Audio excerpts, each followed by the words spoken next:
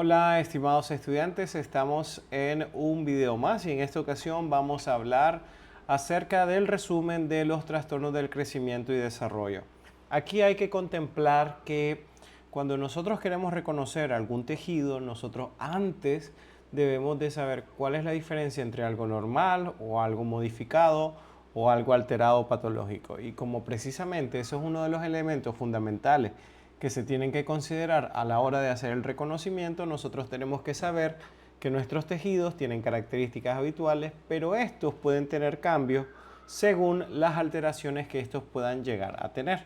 Tomando en cuenta esto, vamos a hacer el desarrollo de esta temática y vamos a decir que inicialmente lo que sería nuestra célula, en todo caso, es la unidad estructural y funcional de origen de todos los seres vivos y que ésta constantemente está sometida a diferentes tipos de estímulos, a diferentes tipos de estrés, lo que hace que la célula pueda tomar una posición, ya sea el de cambiar, adaptarse y seguir funcionando, o básicamente sufrir una lesión, tratar de escapar de ella, pero si ésta permanece en el tiempo, terminará por generar eventualmente una lesión que puede ser reversible o una lesión irreversible. Es como cuando tenemos una enfermedad que está iniciando, podemos iniciar un tratamiento, si no lo hacemos, le damos largas al asunto y terminará en este caso por generarse una enfermedad mucho más complicada.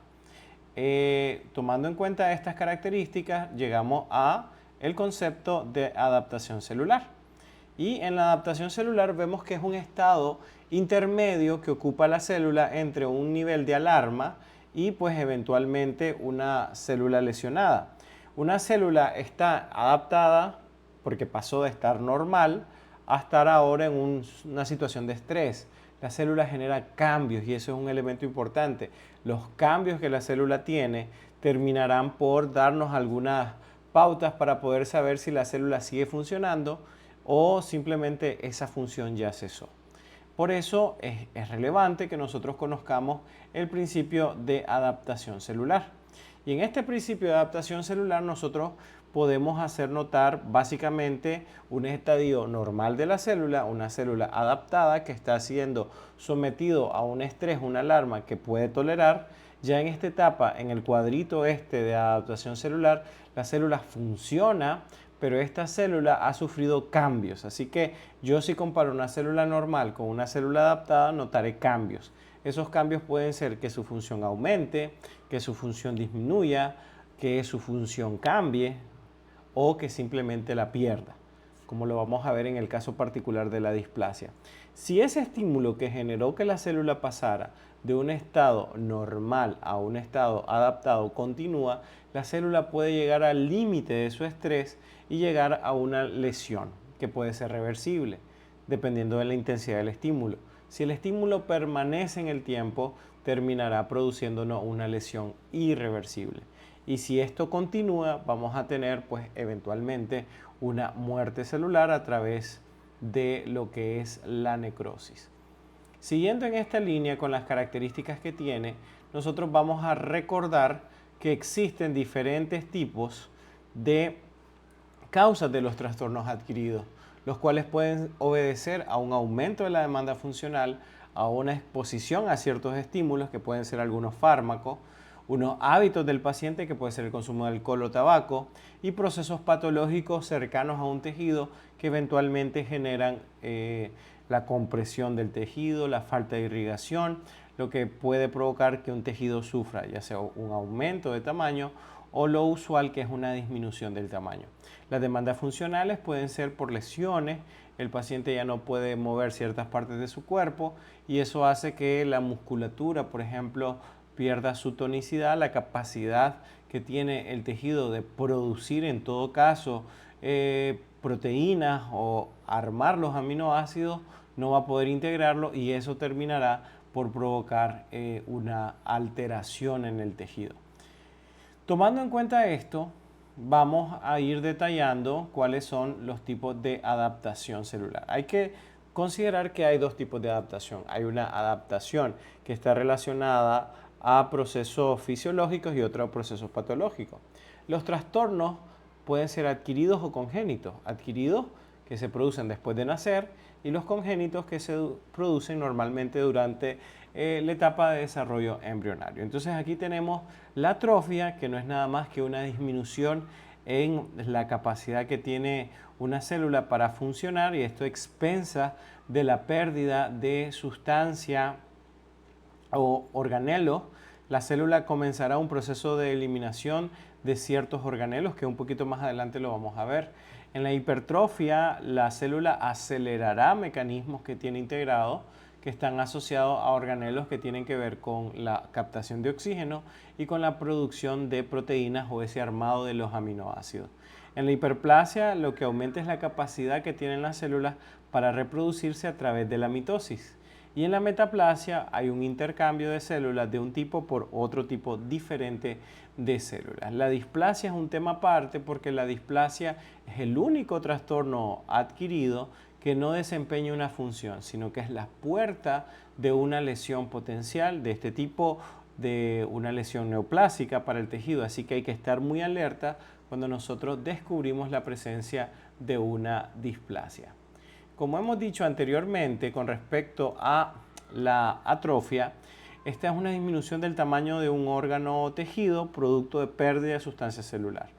Y estas prácticamente son los elementos que nos permiten a nosotros saber que una célula sobrevivió o no. Así podemos tener, por ejemplo, que una célula va a tener sus diferentes organelos, pero si estoy en una disminución de oxígeno, porque hay una disminución de vascularización, porque hay una disminución de nutrientes, la célula no estará preparándose o buscando la manera de cómo producir nuevas proteínas ni cómo armar aminoácidos, sino que su objetivo va a ser simplemente mantenerse viva la mayor cantidad de tiempo. Va a tratar de aprovechar mecanismos como la gluconeogénesis para, a partir de otros compuestos, sobre todo macromoléculas, poder obtener energía, que en este caso se ha vuelto bastante escaso. 4 son los organelos que esta célula va a tratar de conservar hasta el final, y son mitocondria, citoplasma, membrana y núcleo. Si la condición se vuelve aún más complicada, la célula prescindirá de las mitocondrias y se quedará únicamente con 3 organelos, que es la membrana, el citoplasma y el núcleo. Si ya la integridad de la membrana se pierde, prácticamente la célula está condenada a morir por un proceso de presión osmótica.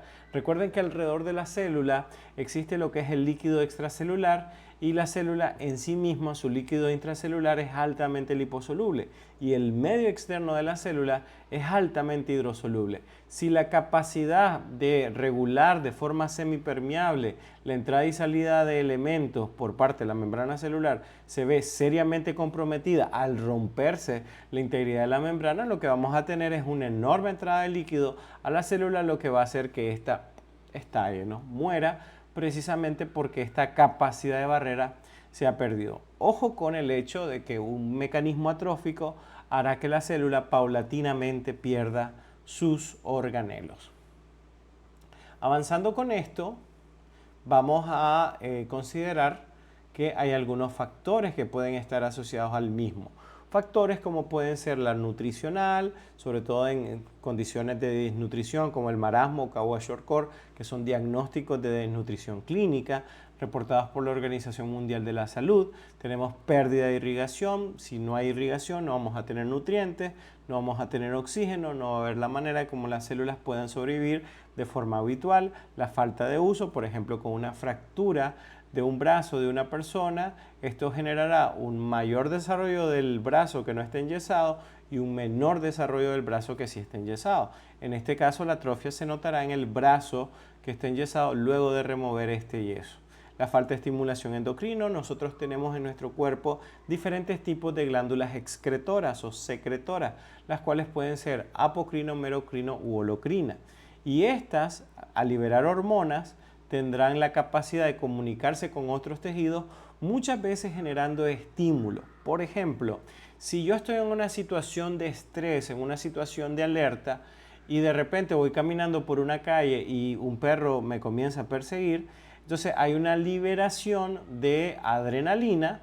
Esto es gracias a la glándula suprarrenal por un estímulo endocrino. Se libera la adrenalina a través de la parte superior de la estas glándulas suprarrenales y que se le conocen como las catecolaminas y van a generar como consecuencia pues una mayor activación muscular, una mayor obtención de oxígeno para poder lograr pues huir de esta situación amenazadora. Entonces, si yo no tengo esta estimulación endocrina, la comunicación de ciertos tejidos se va a ver seriamente comprometida. La falta de inervación, por ejemplo, si estamos haciendo algún procedimiento quirúrgico, no conocemos bien las variaciones anatómicas y nosotros hacemos una incisión en el recorrido de un nervio, terminamos seccionándolo y esto deja incomunicado el resto del tejido y obviamente si habían fibras sensitivas o motoras ahí, no va a percibir la sensación dolorosa, pero tampoco la motilidad que puede tener ese tejido gracias a esa inervación. Si nosotros accidentalmente generamos una iatrogenia, como una parestesia, terminaremos por provocar una lesión de este tipo. Y también tenemos la presión que una masa o un tejido puede ejercer sobre otro, generando eventualmente una disminución del aporte nutricional porque hay una disminución de la irrigación y obviamente hay una disminución consecutiva del consumo de oxígeno. Avanzamos con lo que es la hipertrofia y en la hipertrofia tenemos un aumento de tamaño. Este aumento de tamaño es gracias a que la célula aumenta su volumen, gracias a que hay unos cambios a nivel estructural interesantes.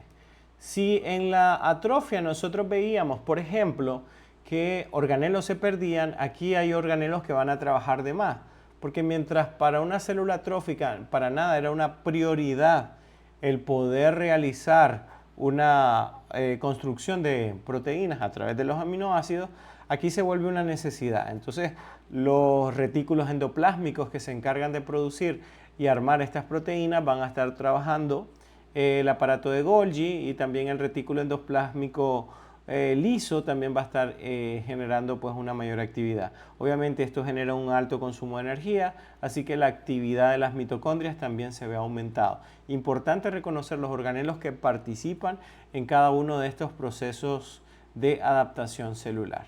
Eso va a llevar a un aumento del tamaño, ya sea a nivel fisiológico o a nivel patológico. Otro de los cambios que nosotros podemos describir se trata eventualmente de la hiperplasia. La hiperplasia no es nada más que la proliferación celular o el aumento del número de células. Hay que entender la diferencia entre la hipertrofia y la hiperplasia, como la hipertrofia como un aumento en el tamaño de la célula, la hipertrofia y la hiperplasia, más células ocupan ese lugar, no son células más grandes, sino que son células en mayor número. Los dos van a generar la misma apreciación clínica o macroscópica, en este caso sería el aumento del volumen del tejido. Y para esto las células tienen que tener una alta capacidad mitótica y podemos clasificar nuestras células en relación a la capacidad mitótica en tres tipos. Las lábilas, como las células epiteliales, que se reproducen con mucha facilidad. También tenemos las células estables, como las fibras musculares, que se replican relativamente poco, y las permanentes, que tienen una bajísima capacidad de replicación, como es el caso del tejido nervioso a través de neuronas y a través de diferentes tipos de células del tejido nervioso, como los astrocitos inclusive. Así que importante conocer las diferencias para los mecanismos de cada uno de ellos. Ahora, otro de los trastornos que nosotros hemos hablado que también tiene una carga funcional es la metaplasia. Recuerden que esto es la sustitución de un tejido adulto por un tejido adulto diferente o maduro diferente. Esa es una característica fundamental porque la regeneración es muy parecida a la metaplasia, con la única diferencia que en la metaplasia se cambia un tejido por otro diferente al que estaba originalmente. Pero un proceso de regeneración va a estar ocupado por las mismas células que estaban originalmente. Como aquí se rompió una taza y nadie se va para su casa. O sea, todo queda tal cual como estaba originalmente en un proceso de regeneración. Pero en la metaplasia se cambia un tejido por otro. Y un ejemplo muy típico que nosotros hemos descrito anteriormente es precisamente el cambio que pasa en los pacientes que tienen algún consumo de vape o alcohol, tabaco o vape, que termina una metaplasia de nuestro epitelio cilíndrico ciliado que tiene objetivos específicos como calentar el aire en zonas frías y también servir una barrera para impedir que partículas nocivas entren a nivel de la vía aérea superior. Y este cambio, pues, a través de estímulos nocivos como el consumo de tabaco o el hábito funesto de vapear, terminará por cambiarlo por un epitelio escamoso estratificado con algunas capas de queratina, lo que es el epitelio más resistente que existe. El epitelio de revestimiento con mayor capacidad de resistir trauma, y que lo encontramos en zona como el paladar duro, lo encontramos en zona como la encía adherida, pues es precisamente un epitelio estratificado escamoso queratinizado. Es el top de los epitelios de revestimiento, siempre y cuando no exista algún tipo de calcificación. Y eventualmente llegamos en un punto a tener que hablar, tristemente, de la displasia. Recuerden que la displasia es una alteración arquitectónica. Diferentes células que deberían de estar ahí ya no lo están y son cambiadas por células de diferente tipo que no tienen una función particular y que más que todo se resume en una sola cosa. La displasia es una proliferación desordenada de una serie de células que no tienen una función. Y eso es lo que lo hace verdaderamente peligroso. Y yo lo abro como una ventana o una puerta para el desarrollo de, por ejemplo, una leucoplasia, una eritroplasia. ¿Y qué son estas? Entidades clínicas potencialmente peligrosas que están a nada de convertirse, por ejemplo, en un cáncer, en un carcinoma microinvasivo. Y cuando este invade tejidos más allá de, por ejemplo, el epitelio, rompiendo la membrana basal, que es ese límite entre el epitelio y el tejido conectivo, tendremos como consecuencia pues la tristemente célebre metástasis, ¿no? La cual puede ser a nivel hemático o a nivel linfático. Así que recuerden que la displasia no desempeña una actitud funcional, sino que es una puerta de entrada para desarrollar lesiones que son un poco más peligrosas. Y con esto llegamos ya a la segunda parte, que son los trastornos del desarrollo. Esto significa que las alteraciones van a aparecer antes de que el paciente nazca. Y estos pueden estar fundamentados por dos tipos. Puede ser por herencia o puede ser por genética. Y la diferencia básicamente radica es que en la herencia, la información genética que va a obtener este embrión, que lo toma del papá y la mamá, 50 y 50, esta información genética, cuando hablamos en términos hereditarios, puede traer algún error del padre o algún error de la madre o error de ambos. Y eso generará el desarrollo de alteraciones durante las etapas del proceso de desarrollo embrionario. Por otro lado, tenemos la genética, que la información genética del padre y de la madre eran completamente normales, estaban perfectamente muy bien, como dice el doctor Eric Cesa de México. Y esta información genética, que a pesar a la hora del proceso de implantación en el endometrio y la proliferación de la mórula por un crecimiento de células que son completamente similares unas con otras, terminan por alterarse durante el periodo gestacional a través de sustancias químicas como las benzodiazepinas, que son ansiolíticos hipnóticos sedantes, que están directamente asociados al desarrollo de la fisura labio-alveolo-palatina, mejor conocida en términos coloquiales como el labio hendido o labio leporino. Esta sustancia altera la información genética e impiden que procesos del desarrollo embrionario se den. Partiendo de este hecho, es relevante que nosotros describamos los que son estos precisos procesos del desarrollo embrionario.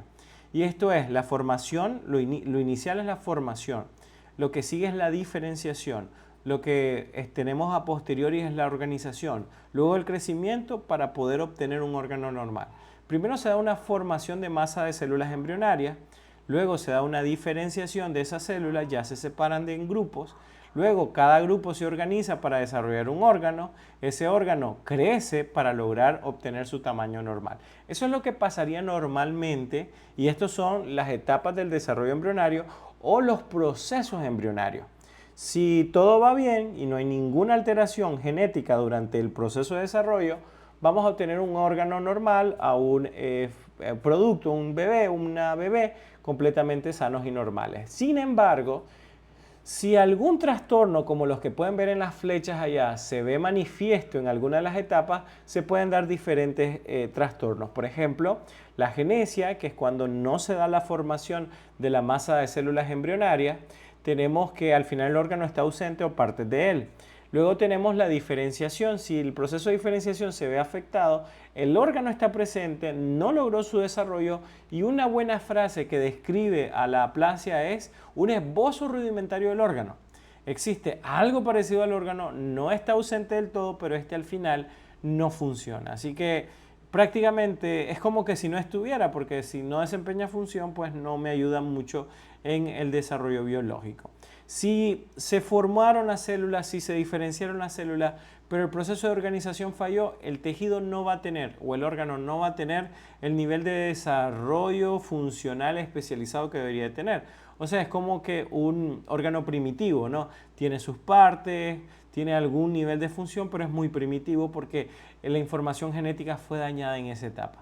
Si por el contrario se da la formación, la diferenciación, la organización, pero en el proceso de crecimiento se ve afectado, ahí vamos a ver un fenómeno que se conoce como la hipoplasia, donde el órgano tiene un tamaño menor que el que normalmente debería de tener. Y uno que no está manifiesto acá, pero es importante siempre destacarlo, es la atresia, que precisamente en este caso se trata de que un canal o conducto que debe estar abierto, normalmente se encuentra cerrado. Así que espero que este repaso les dé los suficientes insumos para que se puedan preparar para la evaluación de las próximas semanas. Recuerden que yo soy el doctor Eric Castillo y que la odontología es más que dientes. Nos vemos en la próxima.